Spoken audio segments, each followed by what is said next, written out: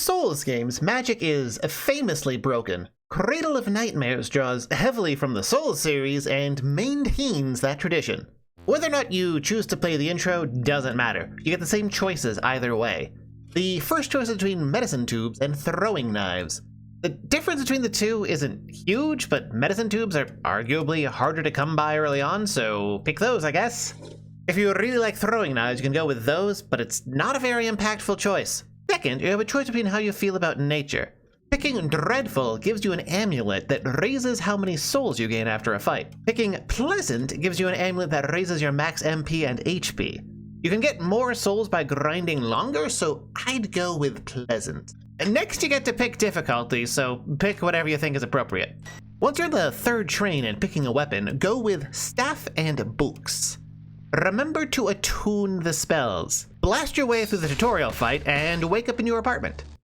Head outside and touch the site of Grace, then kill this enemy slamming his face against the wall. The battle will be against 1 or 2 maniacs. Maniacs are guaranteed to drop Void Blossoms. You need to collect 4 of them, so rest at the bonfire and respawn him and fight him again until you have at least 4. He should go down in 1 or 2 hits to your big spells, so you don't really need to think about it much. Use the nearby bonfire to warp back to the Ashen Ballroom and immediately spend all your souls to level up at Dolores. Hop into the Awakening Spiral to wake up back in your home, then head into the door, head into the bathroom, and spam interaction with this wall to open up a secret passageway and head down that elevator.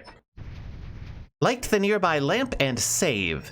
The nearby treasure chest is a useful weapon worth collecting, so use stealth and wait for the enemy to patrol away before sneaking in to grab it. The various items around here are generally useful, but I'm only going to focus on the most important ones. Head left, then head down the rope ladders to this tent. Save, then head into the tent. There's various items you can grab, but the most important one is the complex soul from the jar. Don't use it yet. We'll need it later. Don't charge in recklessly towards the chest either. There's a very obvious trap tile in front of it. Talk to it from the side. Head back outside the tent, slap on stealth, and walk straight through the poison traps to avoid the enemies. Inside the chest is an Estus flask upgrade and a crowded soul. We'll need that soul later too. Head back left and pick up this Nightglow stone shard. Follow the path and grab this destruction spell. Head a little bit more north and do not cross the bridge yet. Instead, turn right and head into the room to grab the Mistle, save, and eat 2 Void Blossoms to get your sanity below 50. If it's above 50, you'll get invaded by something dangerous. At the end of the bridge, walk up to, but not onto, the pressure plate, then press confirm to jump over it. Head into the door, jump over the second pressure plate. The enemies in this room won't chase you, so take the time to grab everything in the room. The chest is another Nightglow stone shard, and there's a third one on this bed. Go out the leftmost door. Grab the items to the left here, but most importantly, the Echoing Orchid. Head to the right, use stealth to avoid the enemies, and slither down this rope. Grab the sword and armor set here. They're not necessarily overpowered, but it's better to have armor than to run around without armor. Enter the doorway to the left and pop both souls you picked up earlier so that you have 12,000 souls on hand. Exhaust the dialogue of the charred skeleton and learn magic from her afterwards. Buy the Lightless Son from her and attune my favorite spell and your new favorite spell, Black Meteor. This spell hits every single enemy in combat 3 times for massive damage. It also lowers their defense against magic by 15%, which stacks with itself for a 30% magic defense reduction. It's one of the most damaging spells in the game, and it makes your other spells hit harder, so attune it immediately and never get rid of it. You don't get bigger spells. This spell makes your bigger spells even bigger, so it eventually shifts from the kill everything button to the kill the boss next turn button. Now that you're walking Nuclear Warhead, head out the door right and then the south door to get back to the Archstone. Warp back to the Ashen Ballroom, unequip your staff, and head into the south room. Use the Nightglow stone shards you found earlier to upgrade your staff twice. The staff raises your magic attack and the increase scales with upgrade level. With that taken care of, warp back to Void Street and nuke absolutely everything that gets in your way. Start by going left and into the flower shop. Once again, pick up what you want, but I'm going to be focusing on the most important item, which is upstairs, to the right, and out the door. Inside this chest is the Art of Throwing, which teaches you how to throw glass shards, which is about as broken as you're imagining if you've played Termina, but not in the way you'd expect. It's a move that cuts enemy speed by 30% without consuming your turn. On your way back, you'll get ambushed by the Flower Chimera. You can ignore her and run away with stealth to get back to the shrine.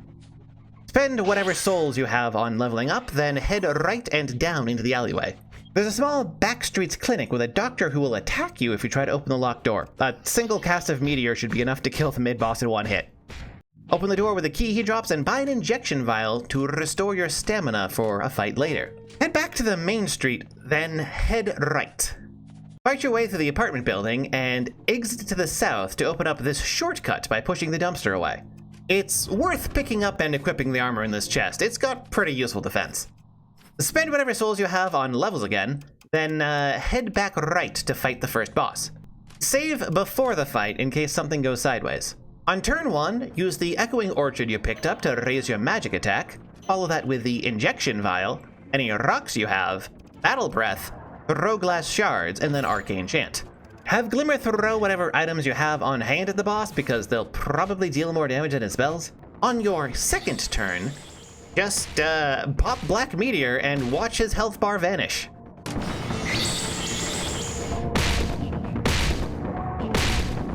Use the red flask whenever HP gets low and try to deal a lot of damage quickly with spells, and even at level 1, he's not going to be tough with Black Meteor. After the fight, go north, right, and right, picking up the various items you'll come across, then rest at the bench. You might be tempted to level up with these souls, but that's a mistake. Instead, warp over to the Coffin Graveyard again and use a destruction spell here to reveal a ladder. Go into Stealth and pick up Orthodox Soul Theory to learn and attune Soul Shrapnel. It's basically this game's version of Rock Sling, amazing for stunning enemies and deals physical damage. Head back north, and for your own sake, do not head right because it's full of instant death. Use the Void Blossoms to lower your mind under 50 again to skip another evasion, then proceed north into the Nightglow Mines. About half the items in the room are mimics, so don't pick up anything yet. Head north and use stealth to get around the enemies and talk to this weird mechanical heart. Do not attack it. Select Crystallize. You should have enough souls to buy a bunch of Nightglow Stone Shards, enough to get your staff up to at least +4. You can come back later and buy more, as well as the Stone Chunk to completely max it out. Sneak your way to the north, then warp back to the Ashen Ballroom, unequip your stick again, and upgrade it as much as you are able. Then, go into the Soul Extraction menu to make my favorite ring, which increases enemy soul drops by 25%. Head back to the Celestial Stairway and head north along the right side. Black Meteor should be enough to one-shot everything you run into here, except this huge scary guy. Avoid that guy. Or avoid all the enemies with stealth. It doesn't really matter much. Head into the convenience store, down the stairs, through the tunnel, back up the stairs, and immediately stealth. When you open the chest, an enemy will spawn, so open the menu immediately afterwards and equip your Dual Ritual Dagger. This dagger gives you an offhand skill that raises your magic damage by 15% without consuming your turn that can stack with itself for 30% more damage. Next, use the Lullaby to warp back to the Celestial Stairway. Head south. The dogs in here should be easy prey for Black Meteor and need about 3k souls for the next part, so either pop a few souls from your inventory you might have picked up or just blow away the dogs. Wander over yonder until you find this weird-looking desk. Interact with it from the side to move it away, then interact with the staircase to get below. The witch inside spells 6 spells, 3 of which you already know. But Tears of Dawn for 3k souls is the one you're after. It lowers a target's magic defense by 15% when it hits, so you can cast it before Black Meteor to make it deal an extra 30% damage. Use stealth before heading back outside, then go to the right. In the chest to the right is the Witch set, which raises magic damage and lowers the cost of spells. Head back north to the flower bed, and the world's your oyster.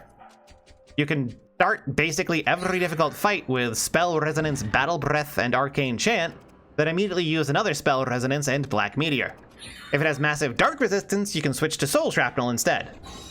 And if that's still not enough for you, if you're desperate to be even more completely overpowered, I have another video on how to power level your companion, and he will genuinely make your damage look completely pathetic once he's at max level. And that's it. Go nuts. Solve everything with meteors. Let me know down in the comments what you're struggling with in this game. I need to know what to make guides for, and getting direct feedback helps me figure out which video I need to make next.